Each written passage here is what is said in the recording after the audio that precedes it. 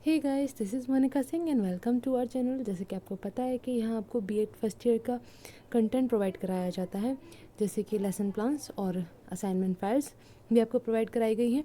तो assignment files में आपकी जो बुक रिव्यू की फ़ाइल थी, reading and reflecting on text EPC 3 और कोड था E702, उसका हमने इंग्लिश में आपको PDF प्रोवाइड कराया था, इंग्लिश में आपको वीडियो प्रोवाइड कराई थी।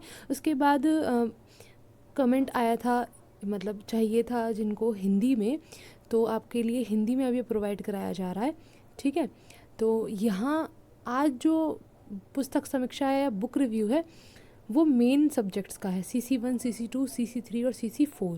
ठीक है, इसके बाद में कल आपको मिल जाएगा पेडागोजी सब्जेक्ट्स का। ठीक है, और नेक्स्ट डे उसके आपको मिल जाएगा जो आपकी नोवेल वगैरह होती हैं उनसे रिलेटेड, क्योंकि 10 आपको टोटल बनाने होते हैं, है ना। तो अपने पेडागोजी सब्जेक्ट जो आपके होंगे वो आप उनमें से बना लेंगे चूज़ करके। और ये जो CC1 टू CC4 है ये तो कंपलसरी है ही, सबको ही इसका बुक रिव्यू लिखना होता है। ठीक है, यहाँ आपको CC1 के 2 बुक रिव्यू मिलेंगे। मतलब क्या है, अगर आपका जो लेखक हैं वो डिफरेंट हो, है ना, एक ही सब्जेक्ट का लेखक डिफरेंट हो, तो आप उसका भी बुक रिव्यू लिख सकते हैं। तो आपको यहाँ वही चेंज देखने को मिलेगा, तो कंफ्यूज मत होइएगा कि CC1 2 बार क्यों लिख दिया। ठीक है, तो देखिए पैटर्न सारा का सारा वही है जो आपका इंग्लिश में था। इसके अलावा अगर कुछ भी अगर प्रॉब्लम लग रही है तो आप कमेंट बॉक्स में बता सकते हो। इसकी PDF आपको चाहिए हो रही है कि PDF होनी चाहिए, तो वो आपको टेलीग्राम पर मिल जाएगी। ठीक है, वो आपको वहाँ अपलोड कर दी जाएगी। तो देखिए यहाँ नेम आ जाता है, आप इसी तरीके से मेंशन करेंगे समकालीन भारत और शिक्षा CC1। यहाँ फिर हम प्रकाशक, प्रकाशन वर्ष, मूल्य मेंशन करते हैं। इसके बाद लेखक के नेम आ गए, उसके बाद लेखक की योग्यताएं बताते हैं हम। ठीक है, योग्यताएं बता दी। अच्छा, थोड़ा सा ना ये जब PDF फॉर्म में चेंज किया गया इसको, तो ये थोड़ा डिस्टर्ब सा हो गया है, तो समझ जाइएगा। UGC के बाद में यहीं D-Lit आ रहा है। ठीक है, इसके बाद आगे शैक्षिक अनुभव है, तो शैक्षिक अनुभव लिखा हमने इनका, क्या क्या अनुभव है इनको। इसके बाद यांत्रिक विशेषताएं आ जाती हैं। ठीक, तो कागज़ की गुणवत्ता, छपाई, बंधाई, मुद्रण और महत्वपूर्ण। आगे विषय वस्तु का संगठन, तो विषय वस्तु की सारणी के बारे में बताया है। उसके आगे चलने पे इसकी भूमिका बताई है, विषय वस्तु विभाजन, परिचय और सारांश बताया गया है। ठीक है, तो आप पढ़ लेंगे, आपको समझ में आ जाएगा आसानी से, इतना कोई टिपिकल नहीं, क्योंकि आप जानते हैं, मैंने आपको बताया भी था पहले। यहाँ हम बस ये बताते हैं कौन सी चीज़ कैसी दी गई है या नहीं दी गई है, सिर्फ इतना लिखना होता है हमें। ठीक है, टॉपिक के अकॉर्डिंग हमें बस उतना ही बताना है। तो भाषा का स्तर बताना है, उदाहरणों का स्तर, पाठ्य वस्तु का स्तर, पाठ्य वस्तु शिक्षण के उद्देश्य के अनुरूप है या नहीं। इसके बाद पाठ्यक्रम कैसा है, पाठ्यक्रम के बारे में बता दिया हमने। और यहाँ पर नीचे आता है शिक्षण सामग्री, सारणी एवं तालिका का प्रयोग हुआ है या नहीं ये बताएंगे। मानचित्र एवं रेखा चित्र का प्रयोग हुआ है या नहीं ये बताएंगे। आगे चलने पर अभ्यास प्रश्न कैसे दिए गए हैं, संदर्भ सूची दी गई है या नहीं।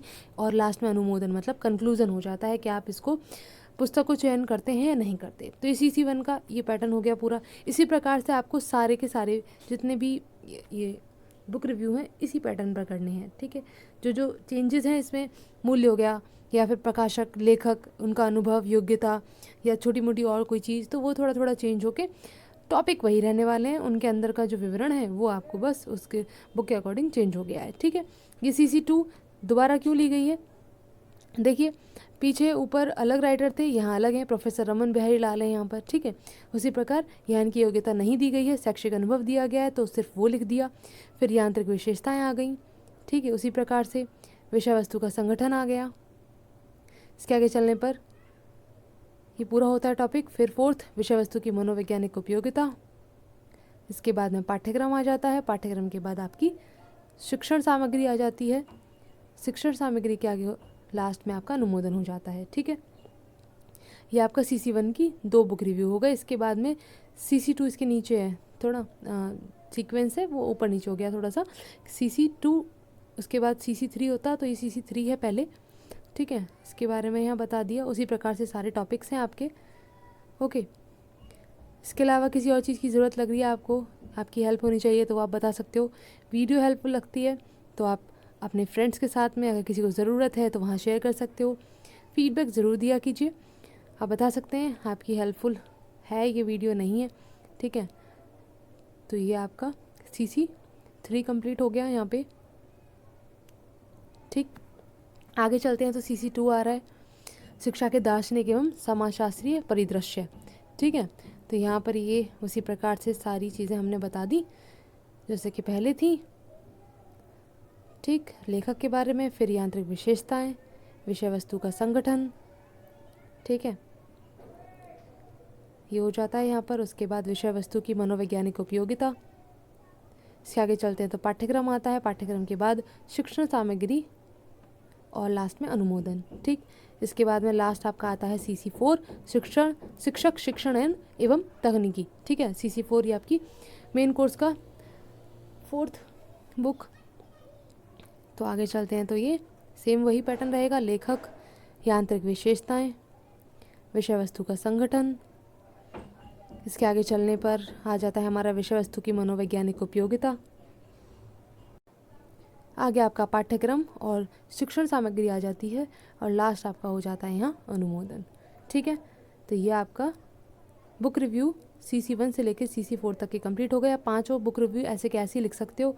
ठीक है, 2 CC1 के लिख सकते हो, कोई प्रॉब्लम नहीं है। अगर 2 आप CC2 की लिख सकते हो तो वो भी लिख दीजिए, क्योंकि क्या होगा फिर अगर नोवेल वगैरह नहीं है आपके पास में या उसका नहीं मिल पा रहा है तो आप अपने आप भी कर सकते हो। 10 के 10 ऐसे ही पूरे हो जाएंगे। ठीक है, पैडागोजी है वो आपको कल मिल जाएगी। ओके, इसके अलावा कोई भी क्वेरी है आप बता सकते हैं। नेक्स्ट वीडियो में मिलते हैं। Thanks for watching.